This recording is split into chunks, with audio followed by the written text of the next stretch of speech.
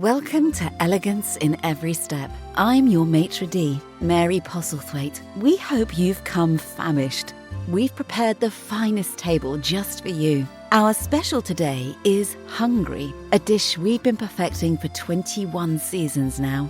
Your table is alongside another guest. It might feel a bit unusual. However, we encourage you to dive in and hear their story. Today, we're serving up a conversation about craving the right things in life. Sit back, enjoy a complimentary appetizer. Your host, Neil Matthews, will be along shortly to guide you through today's meal. Bon appetit. Ah, yes. Welcome in, one and all, other people's shoes. Don't worry, there is room at the table. And sometimes you have to invite people into the table that you maybe normally wouldn't sit by. This reminds me of back to middle school. I don't know why everything goes back to middle school. It just does. Am I alone in that? Probably. This is sort of a sad story. I remember specifically in middle school sitting next to my good buddy Cody. I don't know where he is now, so maybe internet help me find him. We were sitting down. We were eating our lunch. This group of Hispanic girls came to our table and they wanted to sit down and they spoke Spanish. I still to this day don't speak Spanish and I struggle with the Spanish language, like understanding it, saying words in Spanish. I got some basic ones down. Gato, cerveza, margarita, taco, things like that. The good ones. I remember us both looking at each other and we're like, you can't sit here. We don't want you here. It's weird how life works. Sometimes we get an invitation or sometimes we find an invitation and sometimes we might not want to join someone at that table. Luckily for you today, my guest and I, we might have started out awkward, be uncomfortable. Somehow we're going to push through our uncomfortability to brighter and smoother waters ahead. Help me welcome in my new friend, Christi. Christi, how are you today? I am great. Thank you so much for having me here. Well, we got to lead with the elephant perhaps maybe in the room that you told me before we started recording that all of your financial income, which I thought was a weird thing to say. When I say why, people will go, oh, I get it now. That your whole financial income and finances really come from where again? From Duke University. Right. That presents a challenge. As those who have listened for almost 7 years now, that is a name I don't say very often. And usually when I say it, it's in anger. And I'm shamefully admitting this. I know it's not your coach. Maybe I'll say your husband's coach or your family's coach left on that Final Four night, his last game, when we sent him out with a big fat L. I might or might not have double birded, in other words, double flipped off the TV because he could see it. And I might have said F you to him as he walked the court. I have nothing to say about that. I'm pretty neutral when it comes to sports. I wasn't even there. It didn't hurt my feelings. I know, and it didn't hurt his either because he'll never know that unless your husband tells him that, which I'm okay with that too. We're not going to talk about that any further, but I just thought people should know that I invited you to the table. Normally, we get pitched from people from time to time. People ask us, hey, can we come on, publicists, authors, whatnot. I actually found you, and had I known that, no, I'm just kidding. It would have stayed the same. But I am excited that you're here today. I'm excited to talk about the things that really we should maybe be hungering for. My Carolina fandom aside, you're here to provide a great value. I'm 45, closing in on, sadly, 46. I'm married to a gal that I met at 16, and now we're still together and married, and we have an 18-year-old seeming like a 27-year-old going on, it feels like, even though she's only 18. But my wife she'll punch me later for this. She's in her 40s. Mm-hmm.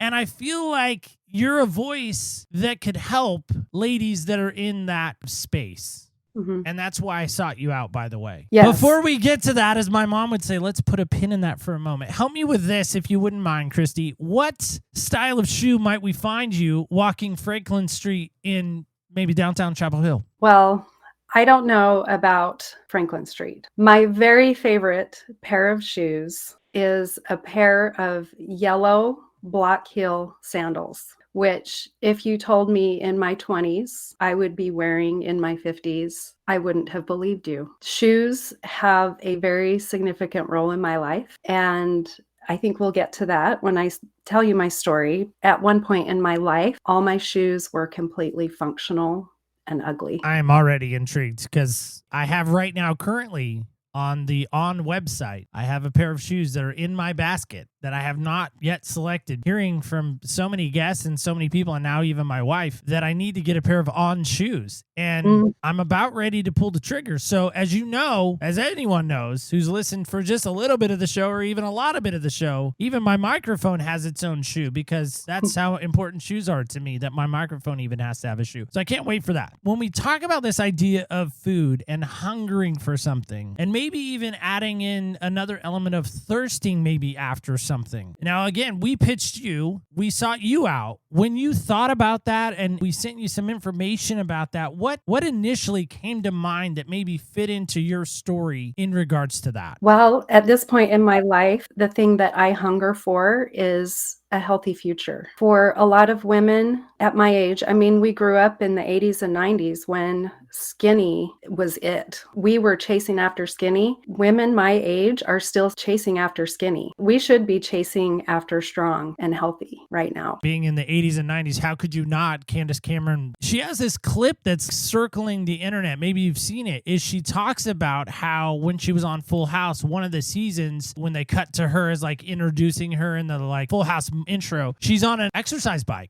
She talks about how that year prior to them starting to shoot, she had lost a bunch of weight. They still wanted her to be on this exercise bike, and she was so mad about it because that's not the image I want out there for these young girls that had probably teen pop or had pictures of her all over their wall. I think women struggle with body image more than men do. The more I talk to guys about this issue as well, it seems like we're kind of gaining ground. Guys are kind of gaining ground in that regard. I really feel like women have struggled with that longer. Why, in your opinion, do you think that is? Well, I think women are subjected to somewhat objectivity. We have that going on in our mental narrative every single day. Like I was thinking the other day about a woman sits down at a table and she's thinking, is my fat hanging over my pants?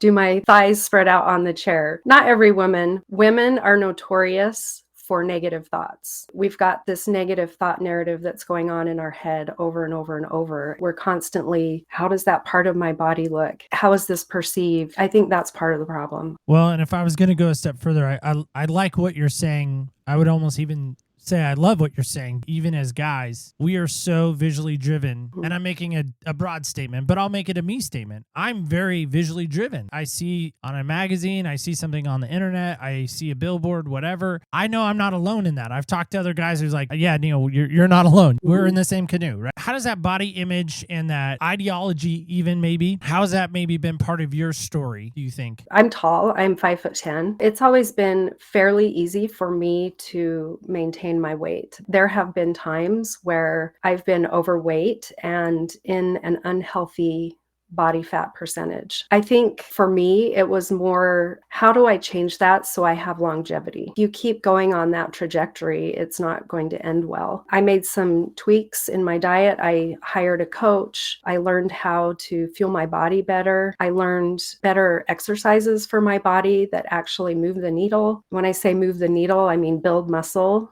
I traded 20 pounds of fat for 15 pounds of muscle. That has really helped me to maintain my weight the last 5 years or so. What in your mind was that light switch made you want to make those changes? I think so many times I have a want, I have a desire to change. I mean, I did carnivore a number of years back for about 3 months. And I personally, again, I'm using me only because it's easier and feel gossipy when I talk about other people. Well, we got JoJo, and I don't want it to be fictitious. I want it to be real. I did carnivore for about 3-4 months and I dropped significant weight. And then we went on vacation and then it all just fell apart. And I was like, okay, no problem. I'll just get back on when I get back from vacation. Okay, I'll get back on next Monday. Okay, I'll get back on 2 Mondays from now. That seems better. And guess what? I'm still not back on a weight loss journey or eating right. I love to eat and I love food. I'm probably not a great portion control guy. Have now trained my body that I have to eat and eat and eat until I'm full, which is not recommended from what I'm hearing from other people, especially this season specifically. I've had a lot of weight loss folks come on and they're like, Neil, you've got to change. You're almost 50. And I'm like, stop saying that bad word to me. You're not going to change until you figure out your why.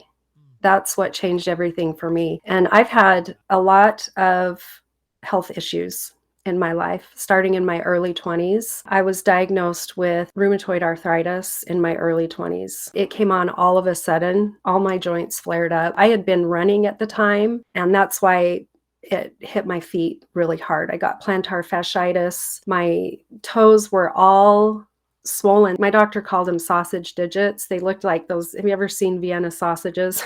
That's what my toes looked like. Those little smokies even, maybe, right?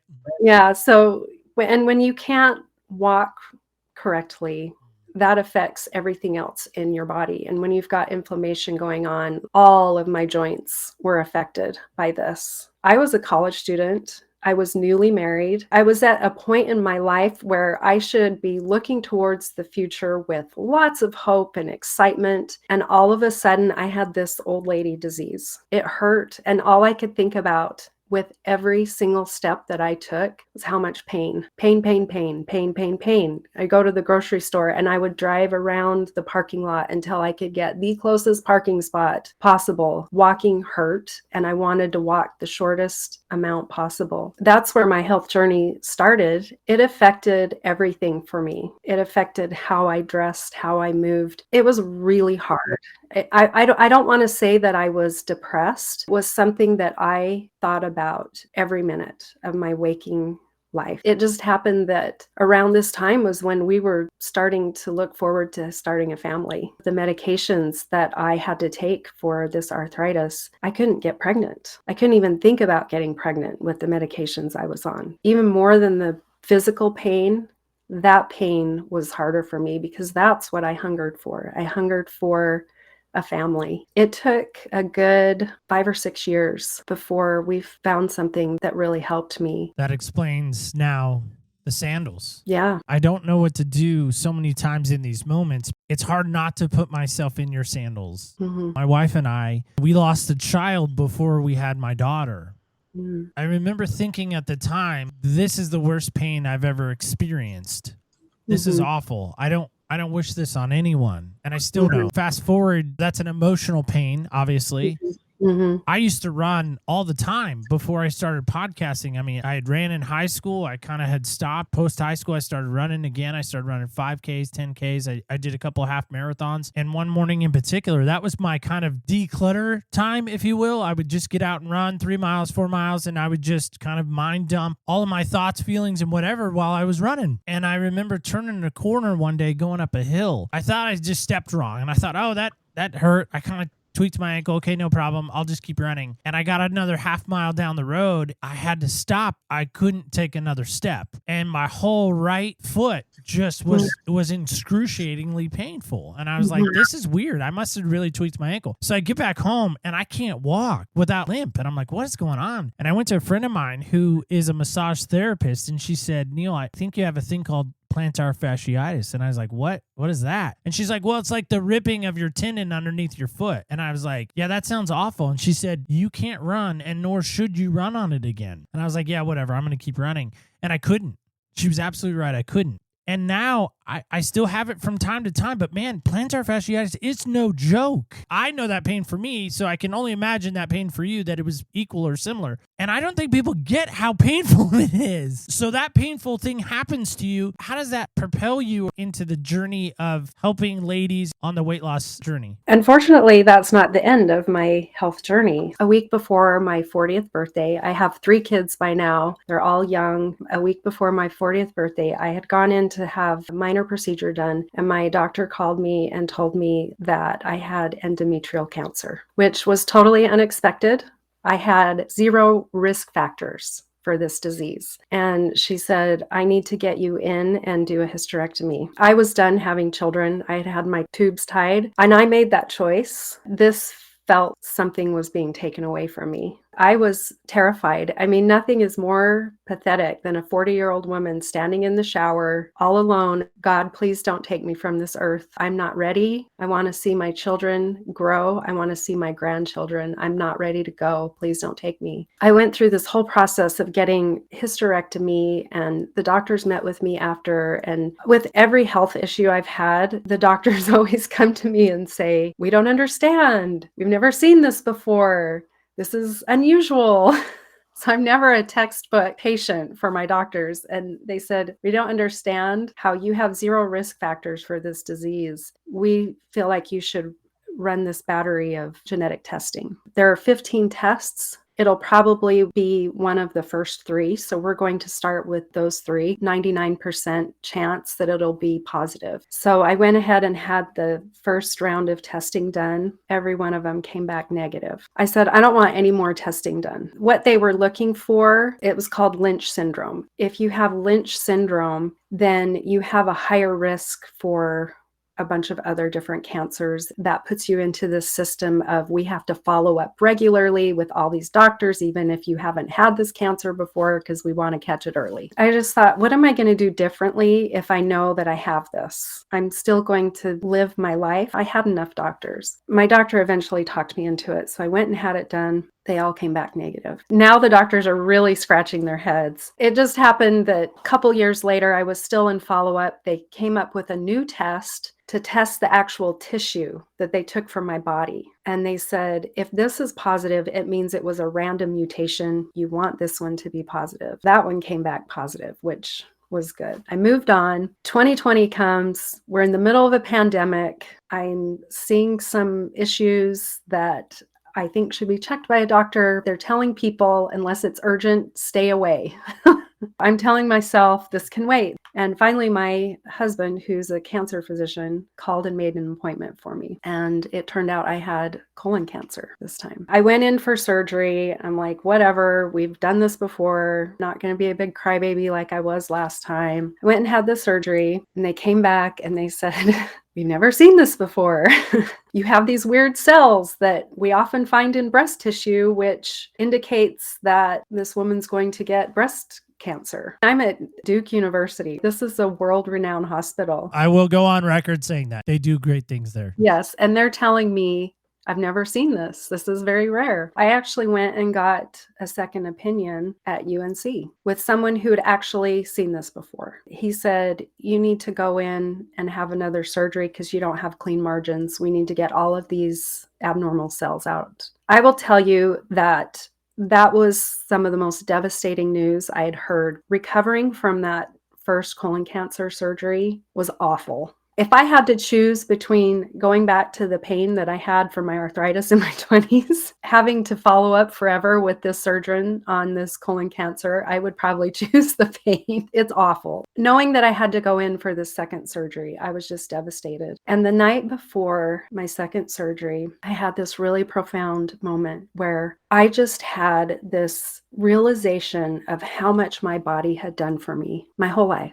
Think about how many times you get a scratch or something or a cold and your body heals from that. It was almost like I was having this out-of-body experience where my soul could just really appreciate this physical body. I felt this overwhelming love for my body. And I realized that no one can take care of this body better than I can. I make choices for this body every single day, and nobody else can do that but me. And I need to start treating it better. I need to start saying better things to it. I need to quit telling it, you're so broken. How could you do this to me? How could you betray me like this? And I need to start loving it. That's what I bring into my coaching. That's different than other nutrition coaches. Love for self. When you approach it from a viewpoint of, I love myself, I am worth taking care of, that's a whole different story than the typical shame cycle. I hate my thighs. If I could just lose 10 pounds, my waist is too big. I can't buy another size up of pants. That was shameful. That's what I try to help women see. They have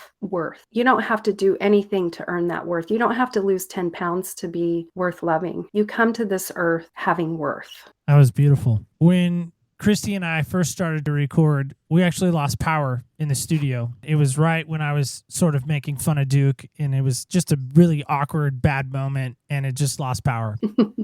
And so she graciously, through power of technology, we were able to work it out and do this again. So this is really technically take 2. So if you're hearing this, this is really how great she is as a lady. She said, let's do it again. Recently, I had a guest that we we're trying to record with. As some of you know, maybe you don't know, I wake up sometimes at 5 a.m. in the morning Pacific time to record shows. That's early. Most people are still sleeping. And I do that partly because most of the world that I interact with is not in the Pacific Northwest. They're in places such as the beauty of North Carolina. This lady comes on and she's sobbing. She's been clearly crying. Try to be funny and lighten the mood and try to make her laugh to pull her out of the tears that she's just now experienced. Prior to me talking to her, by the way, I just didn't start making her cry. For those that are what could tell she was having a bad morning already. Graciously said, hey, can we reschedule? Is there anything, whatever? And she agreed. And so that's fine. But before she left our little video thing, I asked her, I said, can you read my hoodie? I was wearing a hoodie that a good friend of mine named Tammy gave me. And she makes like Christian merchandise and faith-based apparel. And she gave me this hoodie and it's light blue and it says just in black lettering, it says worthy. And this guest said, yeah, I can read it. It says worthy, Neil. And I said, when I first got this hoodie, I didn't want to wear it, even though it's light blue and I love light blue. Everyone knows that. Even Christy knows that today. This gal says, yeah, I can read it. It says worthy. And I said, listen, I don't know you. We just met, but I just want you to know you're worthy. And she said, why would you say that? You don't even know me. And I said, well, here's the thing that I know about people is I think so many times they look at their life and they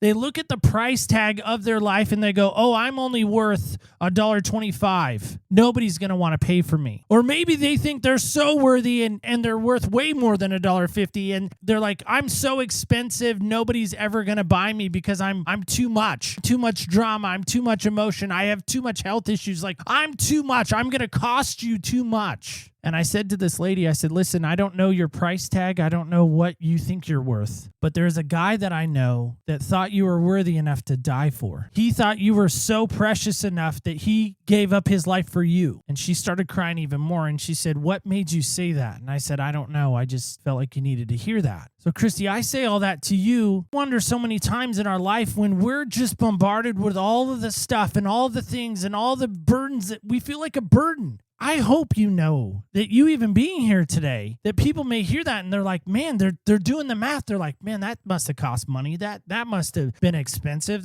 Does she ever feel like she's been a burden to her family? That's my question. No, I don't. I have a really great support system. I am also very blessed to have good health insurance. When I was in my early 20s, and we were students and on student health insurance, we didn't have as many resources available to us. I may have thought that at that time, that this disease was a burden financially. There were things that I would have loved to have tried. We just didn't have the money for it. My person now might tell that person, go do it. You don't know what's going to help. And honestly, the thing that did help my feet at that time cost me nothing. It was massage therapy. Like you were saying, I had a rheumatologist who'd followed me for like 5 years and I was still having this pain. I had tried injections. I had tried all kinds of physical therapy. I had tried shoe inserts, different kinds of shoes, all kinds of things, medications. I tried everything, and he threw his hands up in the air and he said, I don't know what else to do for you. I'm going to send you to a podiatrist. And I thought, what is a podiatrist going to do for me? And if you don't know, podiatrist is a foot doctor. Thinking of my whole body here, my feet were the worst, but I had other joint issues as well. Well, this doctor told me, he said, oh, I know exactly what this is. And he told me about the tears between the fibers of my plantar fascia. And he said, before you go to bed at night, I want you to pull back your foot like this and rub as hard as you can on those fibers. And he said, you're going to hear popping. It's not going to feel good at first. It's going to hurt. Those little pockets of inflammation need to be worked out. And he said, and before you get out of bed in the morning, do the same thing. And I had had these problems for, I think we're going on 6 years now before I started doing this. I did not believe it was going to work. I was willing to try, started it, and within a few weeks, I could tell a difference. And within a year, I was able to switch my medications so that I could get pregnant. And once I got pregnant, I didn't need anything. My immune system took over. I've been much better. I am on medication for it still. It's in remission. In fact, my doctor is starting to taper me off my medications for the first time ever. The body's amazing. I'm like over here giving myself a pat on the back because my body's helping me now.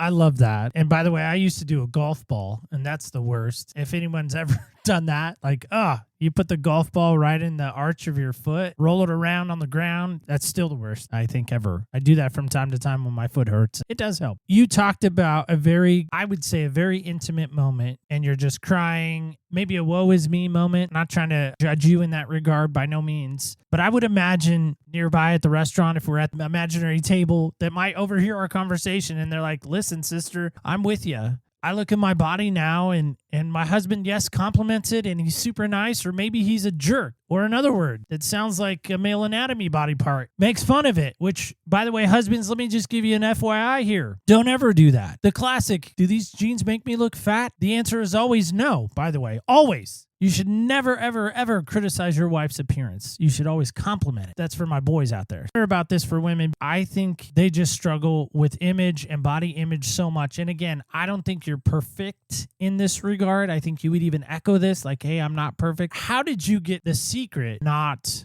shaming yourself in those regards? Like you said, I'm not perfect. Every once in a while, something still creeps in. One thing that I have found that works for me is lifting weights. Most women want this particular look, and it's not just fat loss. You need some muscle under there. If you don't have muscle under your fat, when the fat comes off, you're not going to be happy still. You haven't built up that muscle. Getting into the gym after, let's see, how long have I been doing this? Maybe 3.5 years. When the gyms opened up again after COVID, started lifting, actually. I didn't do that much before. That's when I saw a real change in my body, was putting on that muscle. I truly think that that is the key ingredient for longevity, that long-term fat loss. You're focusing on a different thing besides the number on the scale. So what is the secret for you? Again, talking from a guy standpoint, I've talked about carnivore. I had success with that. I know a lot of people do Weight Watchers. I know some people do low carb. I've heard of paleo. It seems like just chaos out there. It's like a game show. Is it door number 1? Is it door number 2? Is it deal or no deal? Like, what is the answer? Okay, so answer is whatever you can stick to, that's going to be the thing for you. Most people can't stick to things like carnivore. Your body needs more than meat products, needs the micronutrients as well. I teach my clients macronutrients, and then we find a plan that works for their lifestyle. For example, I'm in the gym 3 to 5 times a week lifting weights. I need more proteins. My protein target is like 140 to 150. A lot of women, they don't want to eat that much protein. We're shooting for like 100 grams. If you can't hit 140 grams, that's a bad plan for you. We want to get something that's going to suit your lifestyle. I eat carbs.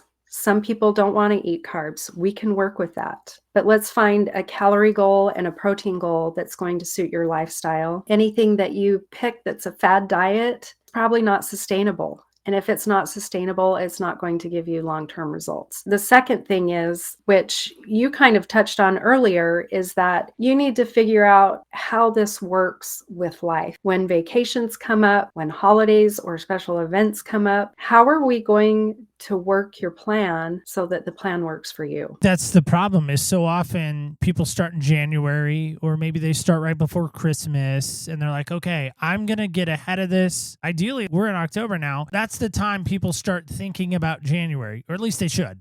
Mm-hmm. But I'm going to ask you again, as we start to maybe gear towards Thanksgiving and gear towards Christmas and the holiday parties, Halloween's in a couple of days. I love Heath bars, by the way, and Heath Blizzards, by the way. For whatever reason, I really started liking peanut butter M&Ms again, and peanut M&Ms. I shouldn't, but I do. So what is the answer, do you think? Okay, Neil, if you were my client, we would talk about not labeling foods good or bad. And we would start talking about having those kind of things in moderation. See, that's the problem. I don't like that word. I hate that word, moderation.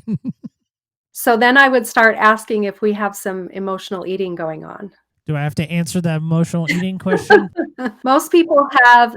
I usually eat a whole bag of chips when I'm watching North Carolina basketball because I need something to take my mind off the fact that Duke is kicking the crap out of us. Yes, and that is emotional eating. Almost everybody emotionally eats sometimes. There are lots of different emotions. There's a wide range of emotions. It's not all emotional eating is not bad. It's when it starts to derail our progress for our goals or make us gain weight.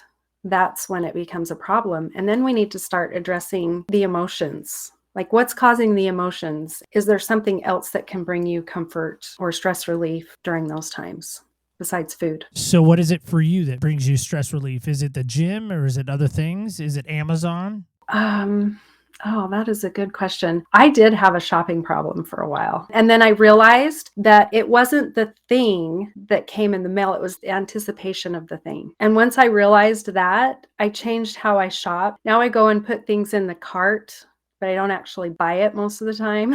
And I make myself think about it for a while. I've had buyer's remorse more than just about anybody I know. For me, it's those traditions. And the times when I emotionally eat is when we entertain a lot. So sometimes we'll have people come over and I'm stressed from cleaning the house and making the meal and making sure everything's right. And then I would sit down and I could eat and eat and eat and never feel full. And that's one of the biggest red flags is if you're eating and eating and eating and you don't feel full, because you can't actually be satisfied with something you don't need. Like if your body's not hungry and it doesn't need it, then it's just not going to be satisfied. I realized that I was emotionally eating because of coaching. And that's one reason I think coaching is so valuable, is because a coach can see your blind spots. Once I realized that was happening, I started to dig into, why am I emotionally eating in these circumstances? Is it the stress? Is it the nostalgia of gathering? And we do so much around food with holidays and parties and stuff. I was actually able to work through that. And now I kind of just give myself a one plate rule when I go to parties, and I've learned to just be satisfied with that. I got tired of starting over on Monday. I got tired of rewriting the goals and having to start over. And see, I think that's the challenge, is I think everybody keeps waiting for that next Monday. Mm-hmm. When is that next Monday going to come? When is it going to be the thing where we start again and again and again and again? My hand's up. I think maybe others, if they're really being honest with themselves, they would probably put their hand up too. So right now, maybe listener, if you're in the same boat, just do it. You're at the red light. It doesn't matter. Just throw that hand up. Nobody's going to know. They might be thinking you're doing some Chris Tomlin, Good Father. Nobody likes that song anyway, but just put your hand up and just say, yeah, that's me. In your mind and your expertise, how do we stop the pattern? Okay, once and for all. No more next Monday. No more next whenever. I'm done. Tomorrow's Thursday. I'm starting. What's my first step in your mind? So I think a really healthy practice is to figure out what you want. What do you really want and why? I talked about discovering your why earlier. Those are two really important places to start. What do you want and why? That why, you need to dig until it really hits home, until it strikes something emotional in here. For me, it was, I could die if I don't start taking better care of myself. So I'm 50 years old and I'm looking ahead at my future, and I want a future. I've been on medications half my life, and that could potentially decrease my longevity. And I don't know what's going to come up for me in the next 20 or 30 years. I have no control over that. What I do have control is what I eat, how I talk to myself, how I exercise. I guess that's my takeaway for you, is that you need to figure out what you want and why. And I don't know which one you need to start with.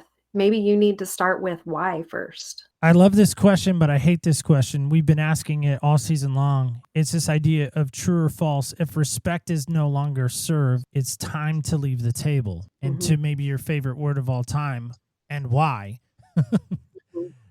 You said true. Do you remember why you said true? I think it was something about self-respect, wasn't it? It was indeed. Yeah, it was about self-respect. When it comes to in terms of self-respect, it means you don't keep showing up to habits, environments, or thought patterns that don't honor you. If the table, air quote, is full of negative self-talk, endless dieting, or choices that leave you feeling derailed, and staying there and disrespecting yourself, it's time to leave the table. It doesn't mean you have to give up. It means walking towards something better. I want to key in on that phrase that you said there. It means walking towards something better. I think it's no secret, America and maybe even the world, but we'll stick to America because we're both Americans. Obesity is running rampant. Gym memberships are skyrocketing when it's January, February, April, May, even now. My niece that works at the gym, she's like, Uncle Neil, nobody's here. Like, who am I supposed to train? Yeah. She's a trainer. That's what she does. Went to the University of Georgia, go UGA. My point is that we don't want to go to the gym. I don't want to go to the gym. I don't even like people named Jim or James. Like North Carolina could have a superstar named Jim Jones, and I'm like, not rooting for Jim.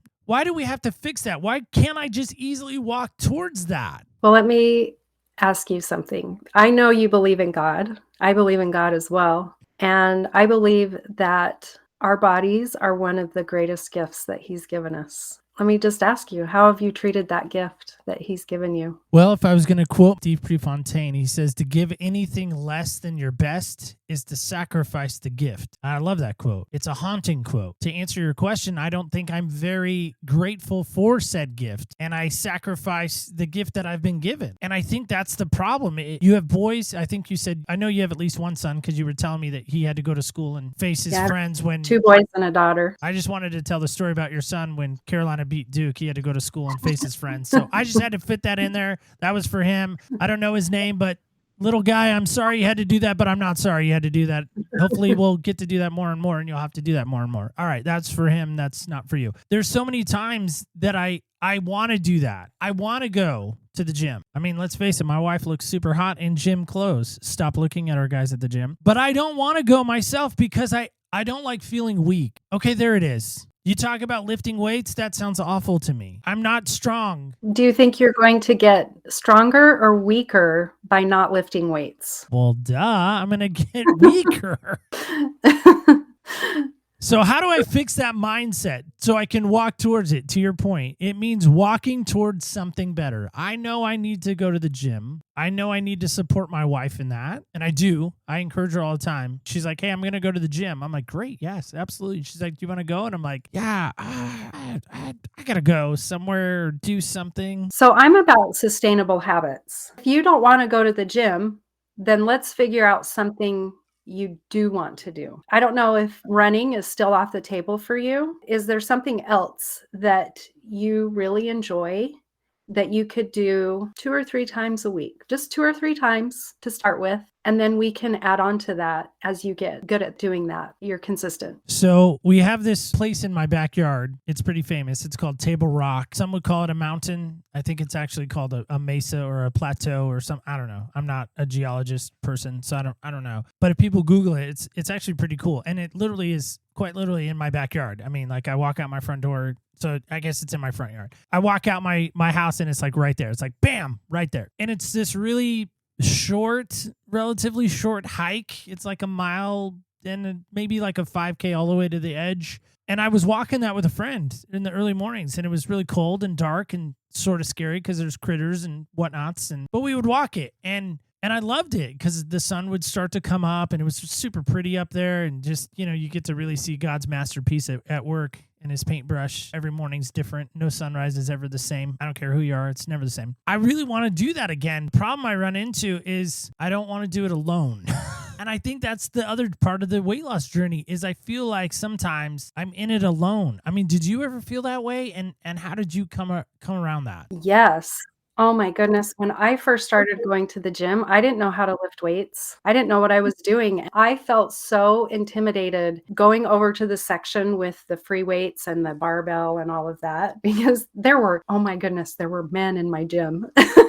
And I didn't want to look like, sorry to say this, but the dumb blonde that doesn't know how to use the equipment. You know what I mean? And so I would stick to the safe stuff, the stuff that was off to the side that didn't seem like it was in an amphitheater. Once I got comfortable with that, I would start trying something else. Or I might observe somebody and see how they're lifting weights in a particular way. And then I started doing a program that was already designed for the goals that I wanted. And then I started following that. And I've learned a lot from other people and people on Instagram, things like that. That's how I started. That's how I started at the gym. Sometimes you're just in an information gathering part of your journey and you've got to go. I mean, there's so many videos out there that teach you how to lift weights and why you should do it this way instead of that way. So that's where I would start. Well, and I think the beauty of it is find a buddy. One of my favorite lines from the movie Toy Story is, you don't have a moving buddy, get one. If you don't have a gym buddy, don't get one. I mean, get one. That's the line is you get one. You've talked about it a few times, sort of covertly. Let's not make it so covert. Let's make it overt. I think that's the right word there. But listen, I know, again, that idea of being alone, that idea of feeling ashamed, that idea of, again, women struggling with that, I think, again, more than men do. Not being sexist, I think that's just reality. It sometimes feels like, again, we're alone in our head even. One of my favorite lines from a gym that I went to like once, because I walked in by accident, I think, was Planet Fitness. I'm not a sponsor of theirs. They're not a sponsor of us, but they had this line that just absolutely resonates with me, and it's Planet Fitness, a judgment-free zone. So let's make that true of this moment. If there's a lady right now that is stuck in their judgment of themselves, how can they reach out to you so they can maybe get into a judgment-free zone, i.e. you, and how can you help those folks and find out more about you? Yes, I would love to help you. If you are on a weight loss journey or you're just trying to figure out where to start, I'm at ChristiCountsMacros.com. And that is Christi, because there's a million ways to spell my name, ChriSti. ChristiCountsMacros.com is my website. And I'm also on Instagram at ChristiCountsMacros. Come and join us or join me, work for myself. I love, love, love coaching. I love helping women through this journey. The people that I've seen make the biggest changes, it hasn't just been physical. They come out on the other side thinking very differently about themselves. Because they've found the why. Mm-hmm. They have found the why. They've found the why, and they know they're worth the work. Yeah, they don't have to worry about being a dollar store dropout anymore. They can a beauty queen if they want, right? Well, Christi, I think it's only fair we play the fastest growing game in the podcast community. It's called, ironically enough, Heel Hustle. So I didn't name that just for you. It's been that name for a while now. Here's Heel Hustle. Zach's going to tell us about it. Zach. It's now that time in the show to play the fastest growing game in the podcast world. We call it Heel Hustle. Today, our guest will try to answer all 6 of these questions in 60 seconds or less to win a prize from our prize closet. Audience, feel free to play at home. Let's put 60 seconds on the clock. Ready, set, hustle! The game begins in 3, 2, 1. All right, Christi, one person you would trade places with for a week. My younger self. Oh, wow. That's awesome. Guilty pleasure. A warm chocolate chip cookie. Oh, you have these down. Best compliment you've ever received. I trust you. He's killing it. Worst piece of advice ever.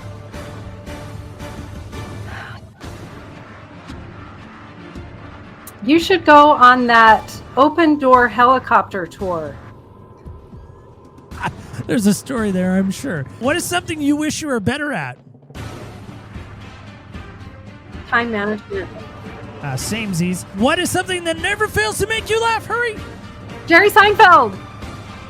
Oh my gosh, she did it, folks. Look at that. She had him down. I love it. Wow. Great job. That was amazing. Good job. Most people struggle with heel hustle. I don't know why. Maybe it's the music. Maybe it's the tempo. Maybe, I don't know. Great job. Great job answering all the questions. Christi, thank you. Truly, even though you're not a fan of Carolina, we could change that real fast. We can make you a disciple. You did say, though, I did hear you say that there was a doctor from UNC that had really helped you when Duke couldn't. So I want that acknowledged one more time. We have friends at UNC. We Okay, do. see? My husband has colleagues. We have people who go to our church that go there. See? So They're not that bad of people. Well, Christi, again, thank you so much for being here today. We really appreciate, again, all that you shared, all that you gave. Thank you so much. thank you for having me. All right, guys and gals, kids and campers alike, that is it. That is all. That is, in fact, I know, sad to say, but that is our show today. So here's my question for you. By the way, when I was a child, I used to get in trouble. I know, that shocks some. No, it probably doesn't shock anyone. One of the reasons why I would get in trouble is I would constantly ask my mom or dad or whoever, well, why? Why are we doing that? Why do I have to do said whatever? Why? Even as I say why right now, some of your guys' skin is crawling. They're like, just do it. Stop saying why and just do it. But here's the thing that you might not know about my brain, that I know about my brain. I need to know the why. I need to know the how. I need to have the roadmap to get there.